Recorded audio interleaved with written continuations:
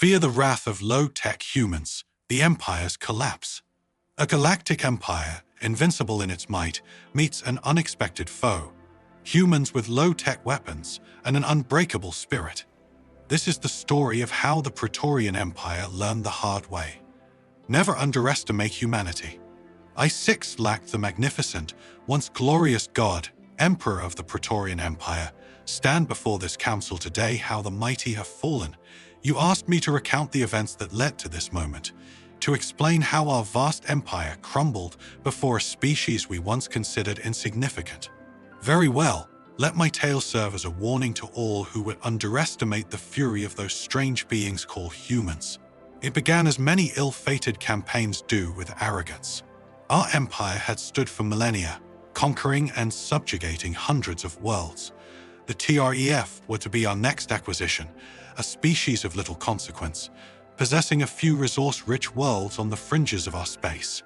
I remembered the day I gave the order to invade. My war council was assembled in the dome of celestial conquest, a vast chamber that had witnessed the planning of 1,000 victorious battles. General Vrak, our most decorated military mind, presented the battle plans with utmost confidence. My emperor, he said, his scale-crusted tentacles gesticulating at the holographic display of TREF space. Their defenses are pitiful. Our quantum fold drives will allow us to bypass their early warning systems entirely. We estimate total subjugation within 2 lunar cycles. It was then that High Inquisitor, Qual Thar, always the voice of caution, raised a concern. One of the humans, my emperor intelligence, suggests they have some sort of alliance with the TREF. Laughter rippled through the chamber. I myself couldn't help but emit an amused chirp from my spiracles. The humans, those primates barely out of their gravity, well, their greatest achievement was a primitive fission drive that let them putter around their own solar system. Let them come, I declared, rising to my full height, my iridescent wings spreading in a display of dominance. If these humans are foolish enough to interfere, we shall swat them aside like the insects they are. Our photon lancers will tear their tin cans apart before they even enter weapons range. Oh, how wrong I was. How catastrophically, unforgivably wrong. The invasion began exactly as planned. Our war fleets materialized in TREF space, bypassing their paltry defenses. World after world fell before us. The TREF, to their credit, fought bravely, but they were no match for our technological superiority. As the second week of our campaign dawned, reports began to trickle in of human ships entering the sector. I paid them little mind. Let them come. I thought, let them witness the futility of resistance against the Praetorian Empire. I remember the exact moment when I realized my mistake. I was standing in my command center aboard the dreadnought Imperial Destiny when the first reports of combat with human forces came in. I expected news of easy victory. Instead, the commander's voice was filled with panic. Emperor, the humans there, they're everywhere. Our quantum sensors can't lock onto them. They're using some kind of primitive projectile weapons, but they're tearing through our shields like they weren't even there. I didn't understand. It wasn't possible. How could a species that hadn't even mastered gravity manipulation pose a threat to us?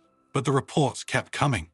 Human ships appearing out of nowhere, striking with impossible precision and vanishing again. Ground forces that fought with a ferocity we'd never encountered, employing tactics that made no sense to our battle computers, but were devastatingly effective. As I stand here before you today, stripped of my titles and my empire in ruins, I understand the magnitude of my error. We looked at humanity's technology and saw primitives. We should have looked at their history, a species forged in constant conflict that had clawed its way up from the mud of its world to the stars through sheer determination and adaptability. We thought ourselves gods among the stars. The humans taught us that we were nothing but arrogant children playing at war, and now the galaxy trembles not at the mention of the Praetorian Empire, but at the name of terror. Let my humiliation be a lesson to you all. Humanity doesn't care about your advanced technology. They don't care about the supposed superiority of your species. When roused to war, they care about only one thing: victory at any cost, and the cost, as my people learned, is terribly high. You ask how the humans responded to our invasion of their allies. Let me paint you a picture of an awakening giant, a slumbering beast roused to terrible fury. Our first inkling that we had gravely miscalculated came mere days after the invasion began. A transmission broadcasted on all frequencies in perfect Praetorian. "This is Admiral Helena Thibault of the United Earth Fleet. You have attacked our friends and allies. The TREF withdraw immediately or face the consequences." I remember laughing when I heard it, the audacity a single human daring to threaten the might of the Praetorian Empire. I dismissed it as empty bravado. How wrong I was. Within hours, reports flooded in from our frontier worlds. Human ships appearing from nowhere, striking with pinpoint precision. They targeted our supply lines, our communication relays, our sensor arrays, not the actions of a technologically inferior species, but the calculated strikes of a race intimately familiar with warfare. But it wasn't just their space tactics that caught us off guard. On the ground, human soldiers fought with a ferocity that left our troops shell-shocked. They employed weapons we had dismissed as primitive, chemically propelled projectiles, directed energy weapons that seemed laughably underpowered compared to our photon lances. Yet these primitive weapons tore through our advanced armor like it was tissue paper. Our energy shields, impenetrable to most known weapons, flickered and died under barrages of simple kinetic rounds. I demanded explanations from our scientists. How could this be possible? Their answers chilled me to my core. My emperor, one trembling researcher, explained the humans. They've weaponized principles so basic, so fundamental, that our defenses were never designed to stop them. Their projectile weapons accelerate small pieces of metal to velocities our shields can't register as threats. Their energy weapons operate on frequencies our systems don't even detect. It was as if we had spent millennia perfecting defenses against a planetary siege, only to be undone by a simple knife to the back. But it wasn't just their weapons that terrified us. It was their adaptability, their ruthless efficiency. We intercepted their communications, expecting to find panic disorder. Instead, we found a species mobilizing for total war with a speed and unity that defied comprehension. Their entire economy pivoted to war production.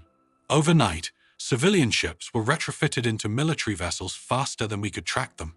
Every human, it seemed, from bureaucrats to farmers, had basic military training. They formed militias, guerrilla units that wreaked havoc behind our lines, and their information warfare, by the cosmic egg, their information warfare. They hacked our systems with ease, turning our own automated defenses against us. They spread misinformation that had our commanders jumping at shadows. I remember the day I realized we were not fighting a war, but struggling to survive an extinction event of our own. Making a report came in of a human counter-invasion of one of our core worlds. The footage showed human soldiers standing amid the ruins of our greatest cities, their primitive projectile weapons still smoking. One human, his face covered in the suit of battle, looked directly at the camera. His words haunt me still. "You came to our allies' homes thinking you were gods among mortals. We've come to show you that you're just bullies who picked on the wrong kid's friend. Humanity's here now." Run as I recount this esteemed council, I want you to understand we did not lose to superior technology. We did not lose to greater numbers. We lost to an indomitable will, a species that looked at the impossible and simply refused to accept it. We thought ourselves the apex predators of the galaxy. Humanity showed us we were simply the first to stick our heads out of the primordial ooze, and they were all too happy to shove us back in as the human counter-offensive gained momentum. I, in my arrogance, still believed we could turn the tide. After all, we were the Praetorian Empire, masters of 1,000 stars. Surely, these upstart primates would eventually break against the full might of our forces. I was a fool. The humans didn't just fight. They innovated at a pace that left us reeling. Every tactic we developed, they countered within days. Every advantage we thought we had, they turned against us. Take, for example, our quantum fold drives. We had always believed them to be our ultimate strategic advantage, allowing us to appear anywhere in a star system instantly. But the humans, they found a way to detect the subtle subspace ripples that preceded our jumps. Suddenly, our greatest asset became a liability. Our ships would emerge from quantum fold only to find swarms of human vessels waiting for them.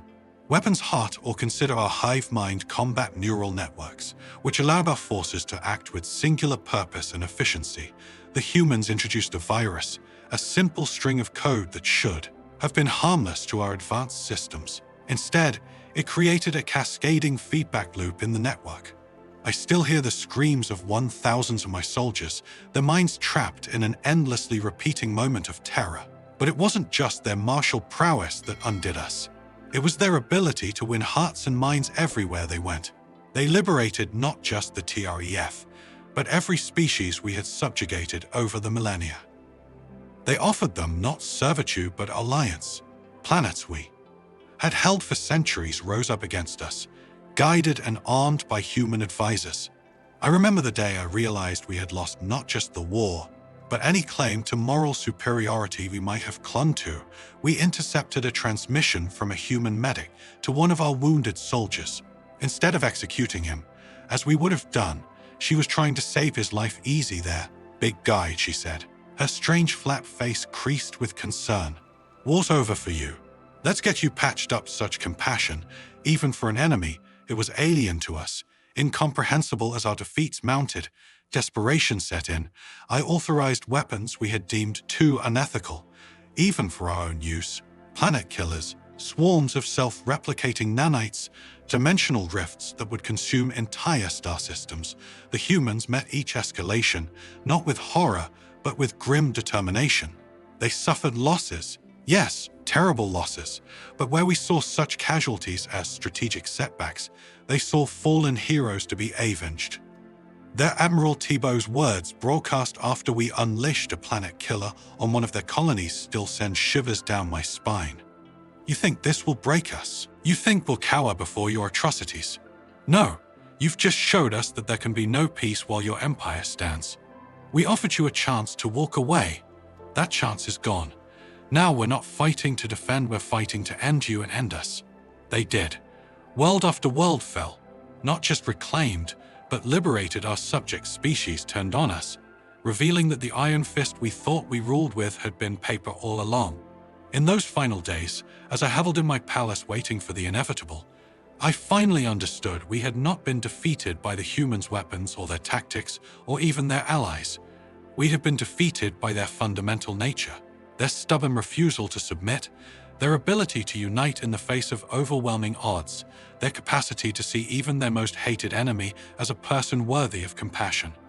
We thought ourselves the pinnacle of evolution. The humans showed us we were nothing but stunted children play acting at empire. As the human ships entered orbit around our throne world, as their marines stormed my palace, I realized a terrible truth. We had not brought war to the humans. We had awakened a sleeping giant, a species forged in the crucible of their own violent history, tempered by a moral courage we could never comprehend. And the galaxy would never be the same. The fall of the Praetorian Empire was not a graceful descent, but a catastrophic collapse. As I stand before you, now stripped of my titles and my delusions, I can recount the final days with a clarity that haunts my every waking moment. Our last stand took place over Praetoria, prime our throne world, the gleaming jewel of our once vast empire. We had gathered every ship, every soldier, every scrap of technology we could muster. Surely I thought even the humans would balk at the cost of taking our homeworld. I was wrong, so terribly finally wrong. The human fleet arrived, not in the dozens or hundreds, but in the 1,000s, ships of all sizes from every nation of Earth, and alongside them, vessels of the TREF and a dozen other species we had once subjugated. It was not merely an armada. It was the judgment of the galaxy made manifest. Admiral Tebow's voice crackled over our communication systems, bypassing our best encryption, as if it were a child's puzzle. This is your final chance. Surrender, face justice for your crimes, and your people will be spared. In my pride, my foolish, unforgivable pride, I refused. What followed was not a battle, it was an execution. The humans did not rely solely on brute force, though their firepower was terrifying to behold. They had studied us, learned our weaknesses, and exploited them with surgical precision. Our planetary shield generators disabled by infiltration teams that had been on world for weeks disguised as refugees from our own colonies. Our mighty orbital platforms turned against us by hackers who wrote code faster than our AI could adapt our vaunted warrior caste, rendered impotent by a biological agent that targeted our neural implants, tailor-made to our unique physiology. As our defenses crumbled, as human ships landed on our sacred soil, I received reports that broke whatever remained of my spirit. Our subject worlds were not just rebellion. They were seceding, joining what the humans called the Galactic Confederation. We had ruled through fear for so long we never realized how fragile our empire truly was. The final assault on my palace is a blur of fire and screams. I remember human marines, their primitive projectile weapons spitting death, fighting alongside TREF warriors and rebels of a dozen species. They moved with a coordination I had never seen, each race complementing the other's strengths. When they finally breached my throne room, I expected execution. Instead, I was met by a small team led by a human female. She was unarmored, armed with only a small sidearm, ex-Emperor Ziklak. She said, her alien eyes boring into me, "I am Captain Julia Martins of the United Earth Peacekeeping Force by the authority of the Galactic Confederation. You are under arrest for war crimes against sentient beings." War crimes. The concept was alien to us. War was war to the humans, though even conflict had rules, lines that should not be crossed. It was incomprehensible.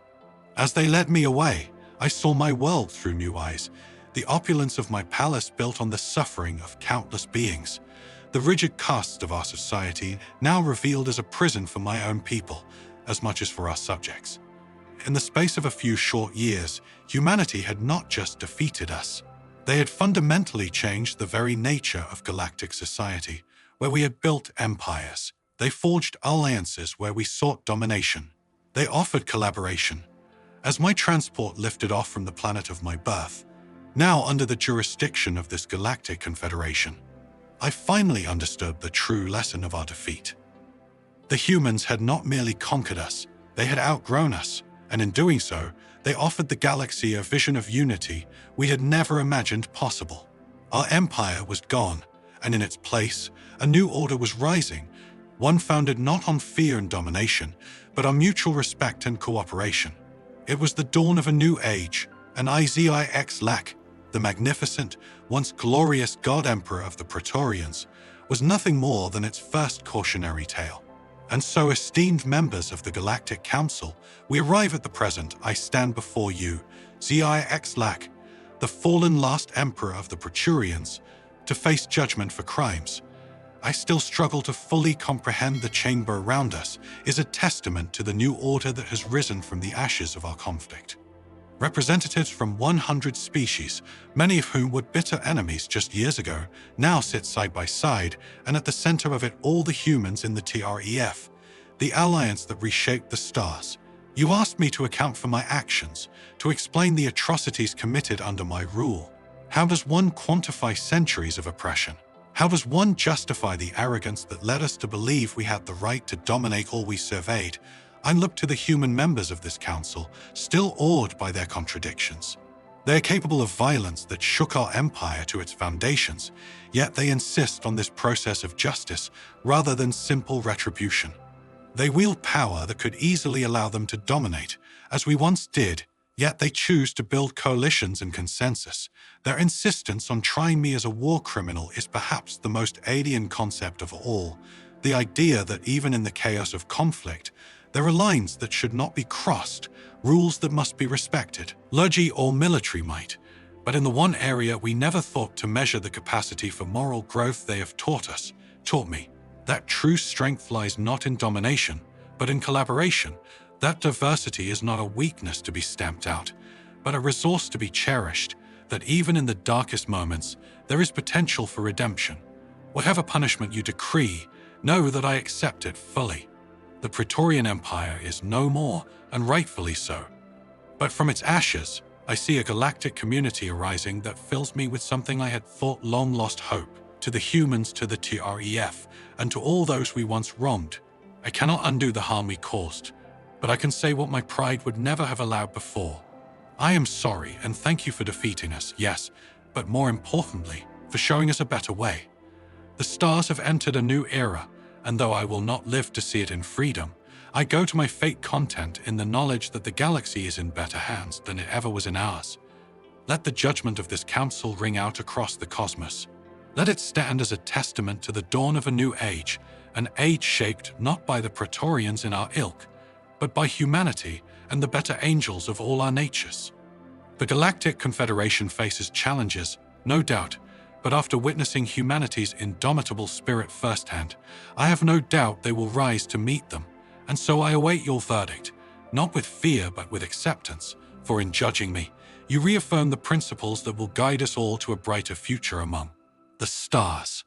The mighty Praetorian Empire crumbled not because of superior technology, but because they underestimated the indomitable spirit of humanity. What does this mean for the future of the galaxy? Could your greatest strength be your greatest weakness? Subscribe and stay tuned for more tales of unexpected triumphs and devastating defeats in the galaxy. The story doesn't end here.